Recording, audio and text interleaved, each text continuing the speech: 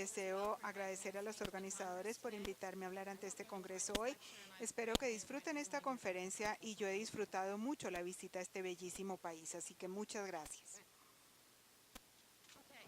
Bueno, voy a presentarles algunos conceptos novedosos.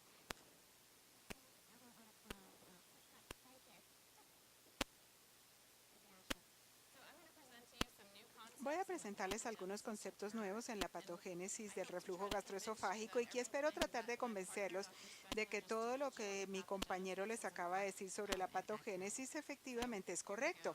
Así que bueno, vamos a empezar. Durante más de 100 años, el concepto tradicional ha sido que la esofagitis por reflujo es el resultado de una lesión química cáustica que se inicia en la superficie de la luz intestinal. Este diagrama nos muestra el epitelio escamoso normal y con el reflujo, tanto ácido como pepsina, dañan las uniones entre las células, produciendo espacios intracelulares, dilatando los espacios intracelulares. Esto permite que el ácido penetre al epitelio y a medida que continúa el reflujo, como se considera que esto es una quemadura química, los neutrófilos infiltran el epitelio en respuesta a la destrucción de las células superficiales.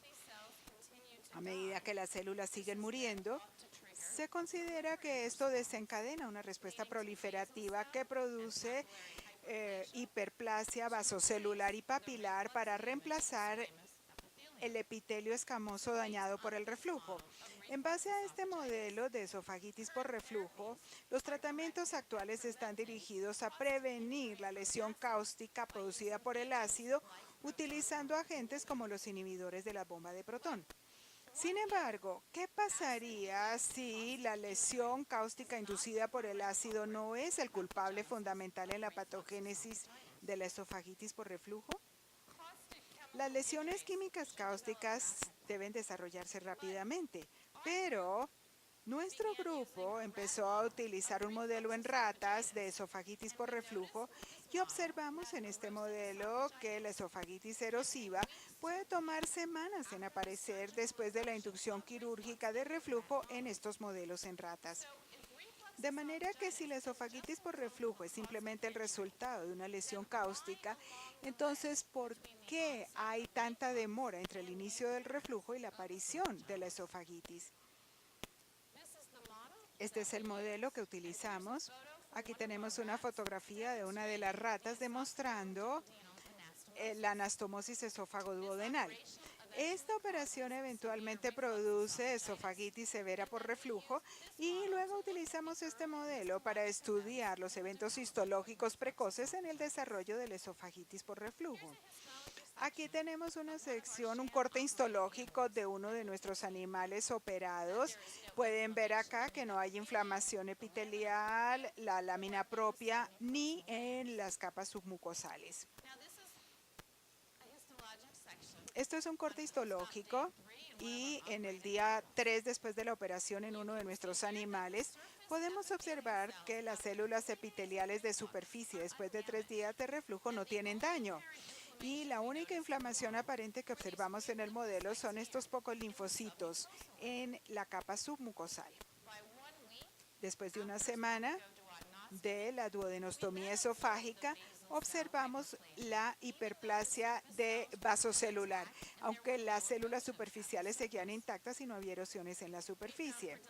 Encontramos predominantemente linfocitos presentes en la submucosa, pero después de una semana también había infiltración de los neutrófilos. Y nuevamente pueden saber que la hiperplasia vasocelular parece preceder la lesión de las células superficiales en este modelo. Estudiamos más a fondo estas células inmunes infiltrantes, las marcamos con CD3, que es un marcador de células T, y también CD20, que es un marcador de células B. Y la expresión de CD3 está representada aquí con coloración brown, y estos linfocitos eran células T con la coloración positiva de CD3 y no células B. A la tercera semana observamos ahora que había una zona vasocelular prominente e hiperplasia papilar. En la primera conferencia hablamos de los hallazgos histológicos de la esofagitis por reflujo. Aquí pueden ver la hiperplasia papilar como un ejemplo clásico, donde la papila se extiende más de 2/3 hacia el epitelio. Y acá las flechas nos muestran ejemplos de esta hiperplasia papilar que se desarrolla en el modelo animal. También podemos observar que estas características histológicas se producen una vez más en ausencia de erosión superficial. Y finalmente, a la semana 8, observamos todas las características clásicas de la esofagitis por reflujo. Hay inflamación prominente de la submucosa que va progresando hasta ascender al epitelio. Hay hiperplasia de la zona vasocelular, hay hiperplasia papilar y finalmente erosión de la superficie.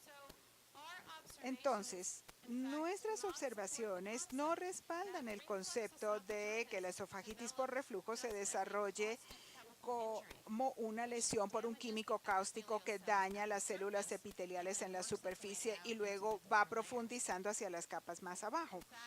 Efectivamente, nuestras observaciones sugieren que la esofagitis por reflujo comienza más como una lesión mediada por el sistema inmunológico. En este modelo animal encontramos que la esofagitis por reflujo se inicia como un infiltrado linfocítico de la submucosa que luego progresa y avanza hacia la superficie epitelial. Esto viene seguido por la infiltración de neutrófilos y también hay hiperplasia vasocelular y papilar que precede la erosión de la superficie. Esto es exactamente la secuencia contraria que fue propuesta en el modelo convencional de la esofagitis por reflujo como una lesión por un químico cáustico. Desde el evento inicial en este modelo, aparentemente es por infiltración de células inmunes, nuestros hallazgos sugieren que quizás el reflujo gastroesofágico hace que las células escamosas produzcan citoquinas y las citoquinas a su vez atraen las células inmunes hacia el tejido. Efectivamente, encontramos entonces que utilizando líneas escamocelulares esofágicas en el laboratorio, en una placa de prueba, expuestas a sales biliares y ácidos, secretan LA, que es un potente atractivo para las células inmunes. Queríamos ver si quizás esto era lo que estaba sucediendo en nuestro modelo animal. Entonces, observamos el epitelio de los animales y realizamos inmunohistoquímica para la expresión de IL. Las flechas aquí nos muestran la expresión de la interleuquina por parte de las células epiteliales escamosas en la superficie luminal del esófago. Y podemos observar aquí que la coloración marrón está dentro de las células epiteliales y también está dispersa aparentemente fuera de las células epiteliales, sugiriendo que la citoquina se está produciendo y luego se secreta. También mostramos que estas citoquinas producidas por las células escamosas pueden producir migración de las células inmunes. En este experimento, en el laboratorio, tratamos las células escamosas con ácido y bilis a los 4 y a los 5 días. Luego retiramos el medio de las células, que en esta diapositiva se llama medio de acondicionamiento. Tomamos el sobrenadante de las células y los colocamos en un sistema de cultivo de varios pozos. Colocamos las células inmunes encima de la membrana y debajo tenemos este medio después de que las células se exponen a ácido y sales biliares durante 4 o 5 días. Y encontramos que las células inmunes pudieron migrar hacia este medio de cultivo a los 4 y a los 5 días.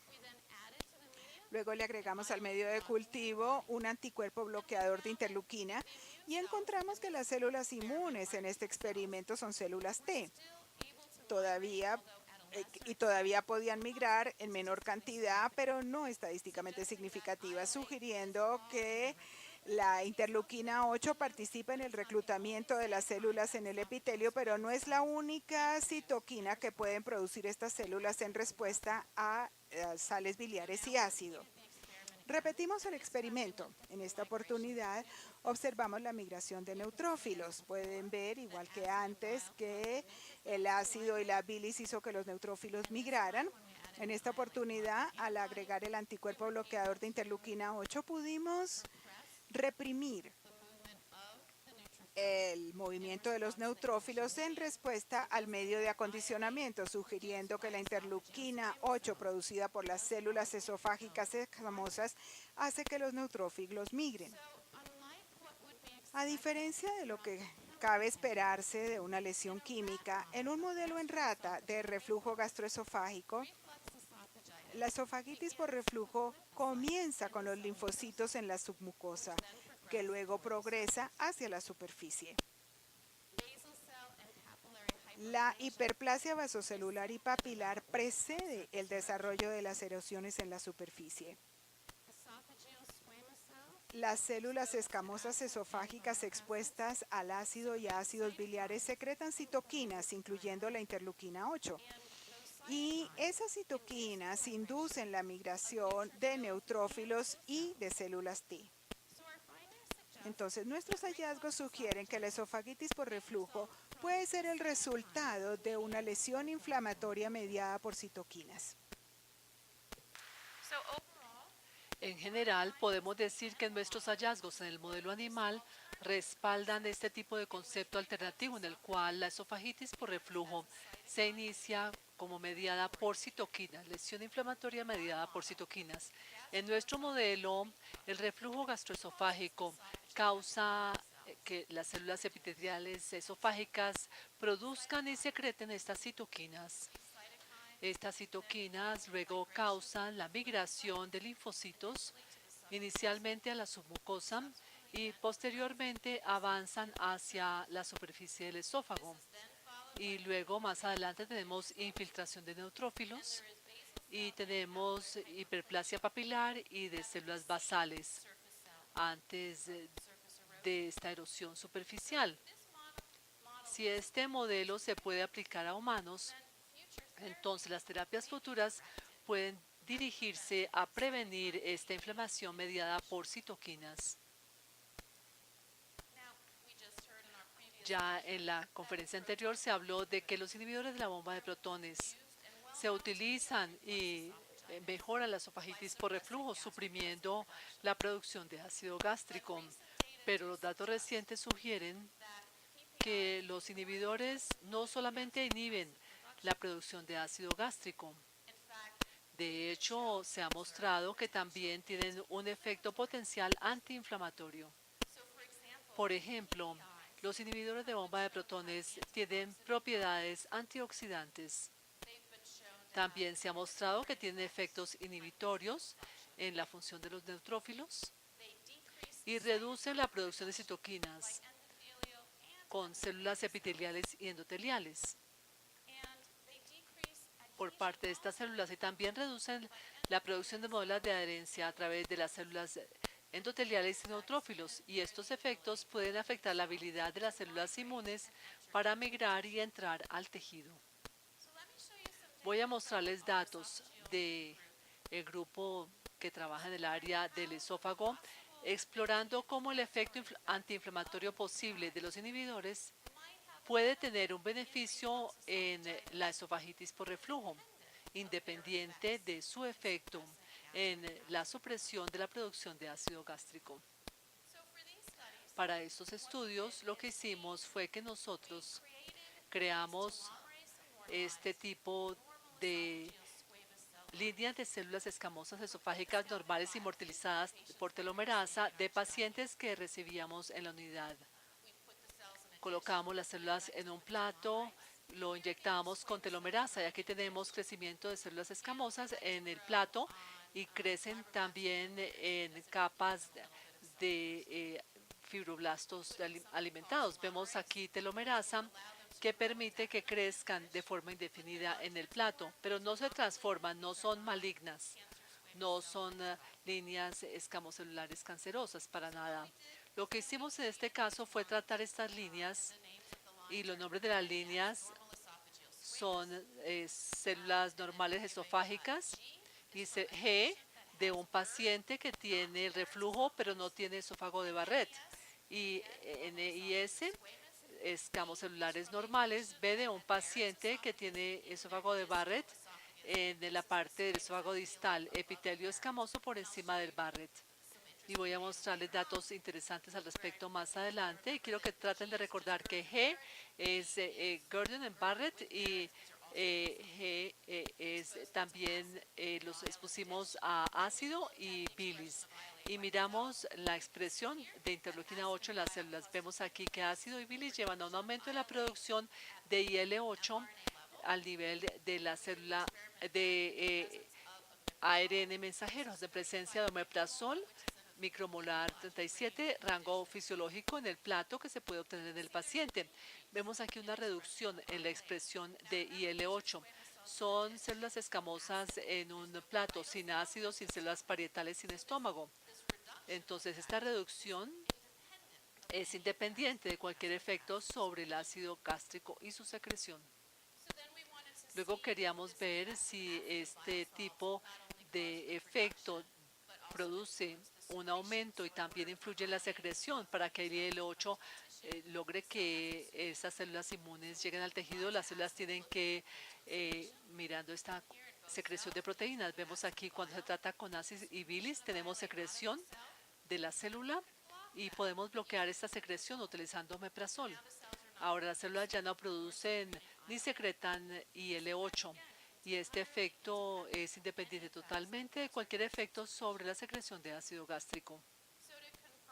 Esto confirma el hallazgo de esta línea de células escamosas creadas y luego tuvimos tejidos de pacientes adicionales, biopsias del esófago en la unidad y los llevamos y los colocamos en el plato. No hicimos nada, se los colocamos en un plato e hicimos el mismo experimento.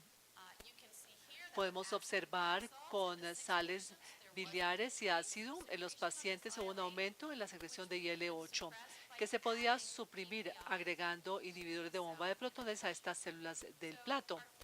Nuestros resultados en células primarias realmente recapitulan lo que vimos en la línea de células escamocelulares. Luego queríamos considerar también un poco el mecanismo. No quiero aburrirlos a ustedes, les muestro muchos de geles y sé que esto es complicado, especialmente sábado en la mañana, pero esto es interesante y quiero mostrar lo que hicimos para solidificar este punto. Tomamos interleuquina 8 y el promotor de IL-8, lo que se va a activar en el gene, y lo unimos a luciferasa. Hay fluorescencia de luciferasa y vimos la señal. Se captó la señal. Promotor IL-8 tiene dos sitios de unión que lo activan. Uno se llama AP1 y luego tenemos otro sitio para NF-κB. Utilizamos esta construcción promotora. Tomamos esta misma construcción e hicimos una mutación en el sitio AP1. Tomamos la misma construcción e hicimos una mutación en el sitio NF-κB. Colocamos todas estas construcciones en la célula y vimos la expresión de IL-8. Utilizamos la construcción sin mutación y también la otra conmutación en el sitio AP1. Tratamos con sales biliares y ácidos y miramos interleuquina 8, secreción de proteína en ambas líneas celulares. Podemos observar, como les mostré anteriormente, sales biliares y ácidos que aumentan la producción y la secreción de interleuquina 8 cuando se hace esto nuevamente en presencia de la mutación en este sitio AP1 se reduce. Lo que sugiere entonces que el sitio de unión AP1 de este promotor IL-8 es necesario para activación de IL-8 inducido por ácido. Hicimos el experimento nuevamente y en este caso utilizamos la mutación del sitio NF-κB, la colocamos en las células y las tratamos con ácido y con sales biliares. Podemos observar nuevamente el ácido y sales biliares aumenta la secreción de IL-8 de las células y cuando se muta el sitio de unión NF-κB no hay reproducción. Vemos que este sitio NF-κB es necesario para inducir ácidos y bilis que se requiere para la activación de IL-8 de estas células escamosas. Algo interesante. Sabemos cómo se produce interleuquina 8, pero cómo el inhibidor bloquea este efecto. Otro experimento que se llama el ensayo CHIP. Este ensayo CHIP va a utilizar un anticuerpo para poder alar una proteína. En este experimento tenemos aquí anticuerpo AP65, que es una subunidad de NF-κB. Lo hicimos nuevamente con C-Jun y con C-Fos, y estas son proteínas que se unen a este sitio AP1. Cuando se ala esta proteína en la solución, va a unirse al ADN. Se puede utilizar PCR regular utilizando primers específicos para el ADN de interés. En este caso, hicimos PCR para IL-8.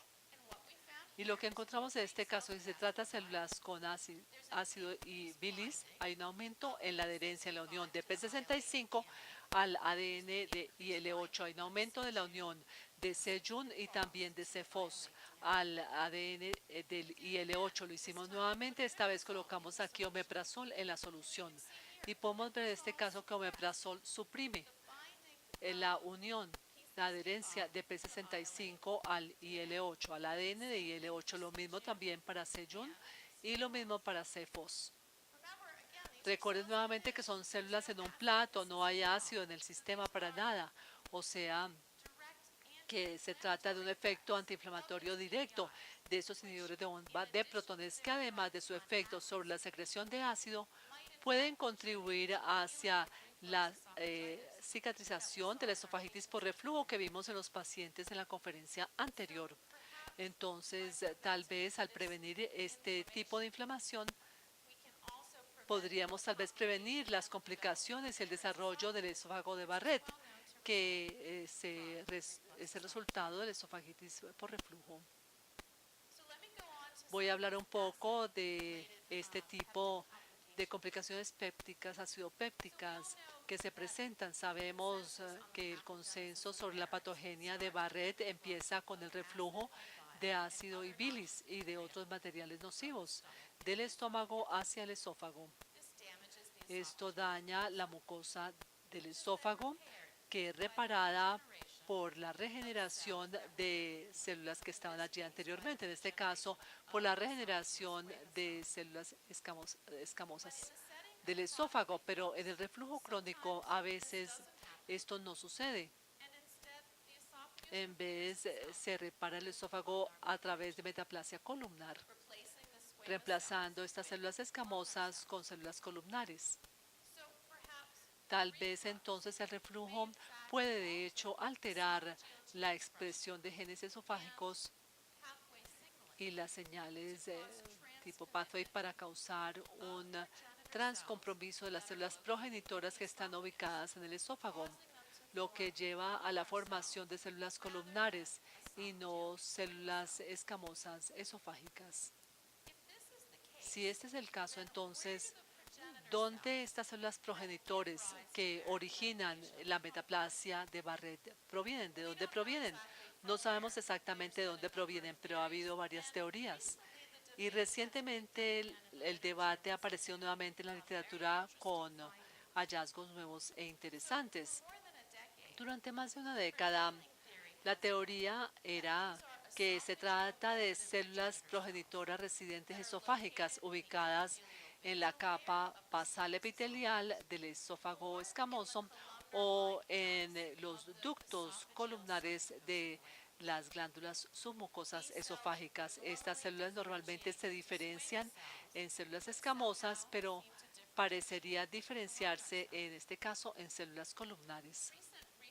Investigación reciente en modelos animales ha sugerido que la metaplasia de Barrett puede resultar de la migración hacia arriba de células germinales ubicadas en el cardia gástrico o tal vez de la expansión de un nido de células embriónicas residuales ubicadas en la unión gastroesofágica. En ambas teorías, las células progenitoras columnares actúan cerca de esta unión gastroesofágica y migran hacia arriba, reparan el daño en el esófago, diferenciándose en células columnares. Finalmente, estudios de nuestro grupo nuevamente utilizando el modelo de rata de esofagitis por reflujo que mostré anteriormente. Parecería que la metaplasia de Barrett se presenta cuando las células circulantes germinales de la médula ósea se trasplantan por la sangre al tejido dañado y luego se diferencian en células columnares. Como dije anteriormente, no sabemos exactamente si alguna de estas teorías es correcta en cuanto al origen de las células progenitoras de Barrett.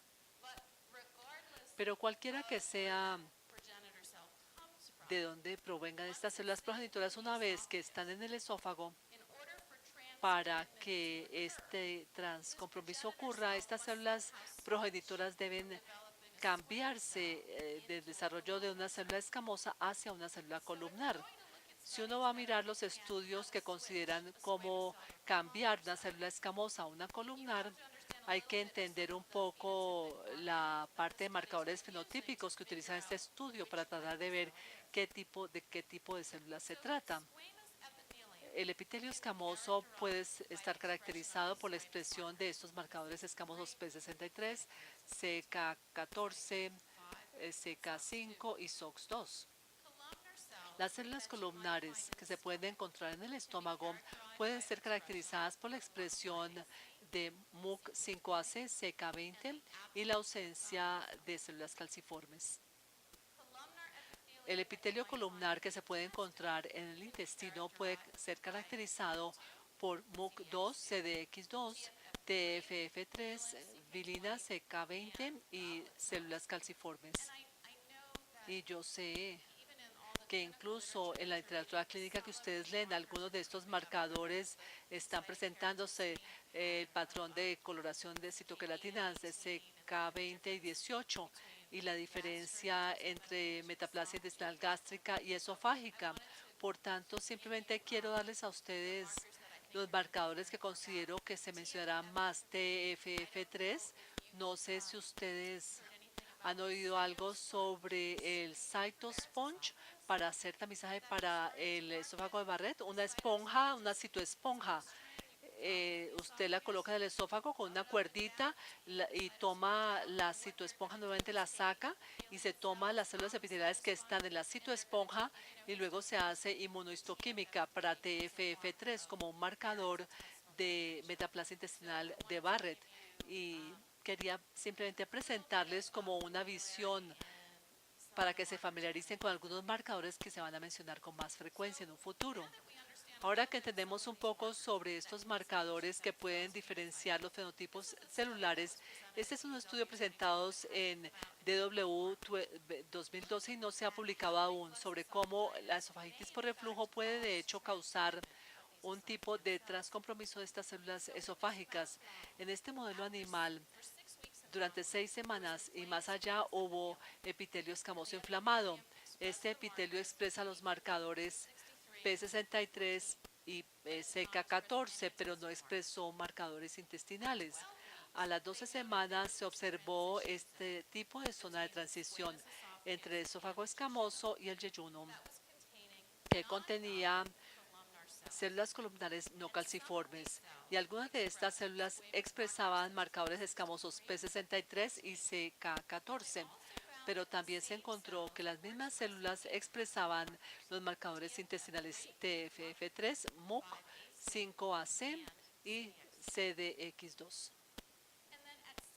Y a las 16 semanas, la metaplasia intestinal especializada tenía la expresión de marcadores intestinales solamente, lo que sugiere que esta metaplasia columnar no calciforme es anterior al desarrollo de metaplasia intestinal, donde tanto las células escamosas tienen marcadores intestinales y escamosos, lo que apoya la noción de un tipo de transcompromiso inducido por reflujo de las células en la formación de la metaplasia de Barrett. Pero todos sabemos que el reflujo aunque causa la metaplasia de Barrett, sabemos que no todos los pacientes que vemos en la unidad tienen metaplasia de Barrett, aunque tienen esofagitis por reflujo. Hay datos que sugieren que el epitelio escamoso de los pacientes con esófago de Barrett pueden estar predispuestos a presentar metaplasia. Y esta predisposición tiene que ver con CDX2, que es un gen homeobox. Este gen homeobox es gen de desarrollo clave que codifican proteínas de factor de transcripción. La expresión de CDX2 determina el desarrollo intestinal y CDX2 ha sido comprometido como el que activa la formación de la metaplasia de Barrett. En un modelo animal de esofagitis por reflujo y de metaplasia intestinal, las células escamosas empiezan a expresar CDX2 antes del desarrollo de esta metaplasia intestinal, lo que sugiere que la expresión de CDX2 en la mucosa escamosa esofágica puede ser anterior al desarrollo de la metaplasia de Barrett. Nuevamente queríamos explorar cómo podía el ácido y las sales biliares afectan la expresión de CDX2. Utilizamos nuevamente este tipo de líneas celulares inmortalizadas con telomerasa. Las obtuvimos de biopsias endoscópicas y, como dije anteriormente, son inmortalizadas, no son transformadas, no son malignas. Funcionan como células escamosas normales. Establecimos estas de pacientes con y sin esófago de Barrett. Entonces tratamos estas células con ácido solo, sales biliares solo o la combinación de ambas. Y hicimos 10 minutos, 3 veces al día, durante 7 días. Tratamos de simular el paciente que tiene esofagitis por reflujo de diferentes episodios. Vemos aquí CDX2, expresión de ARN mensajero en la línea celular. En este caso encontramos que no hay aumento en este ARN mensajero CDX2 con estas exposiciones en las dos líneas de células escamosas de pacientes que tienen reflujo y que no tienen esófago de Barrett. En las dos líneas de células escamosas de pacientes con esófago de Barrett, encontramos que el ácido solo, sales biliares solas y la combinación de ambas podrían inducir la expresión de ARN mensajero CDX2. Luego queríamos asegurarnos que expresa CDX2. No quiere decir que tiene alguna actividad funcional en la célula. Entonces consideramos también un blanco de expresión de CDX2. Si funciona, el target más adelante debe expresarse. Miramos en este caso CK20 como un blanco. Vemos en este caso en las dos líneas celulares de pacientes sin Barrett. Nuevamente no hay un aumento en la expresión de este tipo de gen blanco, ni con ácido, bilis o combinación de ambos. En contraposición, en las dos líneas de células escamosas de pacientes con esófago de Barrett, el ácido solo, bilis sola y la combinación de ambos podrían aumentar la expresión de este gen blanco CDX2. Queríamos asegurarnos que estos hallazgos de las células no eran simplemente en función de cultivo de células en un plato, ni la colocación de telomerasa. Volvimos a los pacientes en la unidad, tomamos biopsias nuevamente del epitelio escamoso y esos son pacientes con reflujo sin Barrett y con Barrett.